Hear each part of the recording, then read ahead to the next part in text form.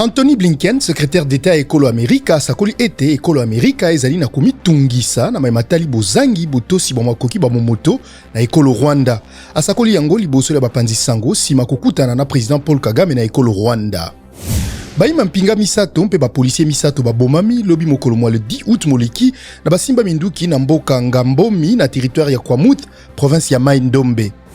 Awa na États-Unis, si mama pinga ma FBI kokota na ndenge ya mbalakata na ndako ya mokonzi ya kala États-Unis, Donald Trump mokolo mwa mibale moleki pona buluki-luki, Donald Trump asakoli ete azali komona lokola bayi FBI batie na ndako na ye biloko ya lokuta mpe ya mabe pona koluka kokweyisa ye. Colonel Assimi Goïta, mokambi ya ekolo Mali, asololi na nzela ya singa na mokambi ya ekolo Russie Vladimir Poutine. Masolo maye masalemi mokolo moko sima ekolo Mali kozwa mandoki pe bibundeli ya ndenge na ndenge eye ekolo Russie etindeli bango.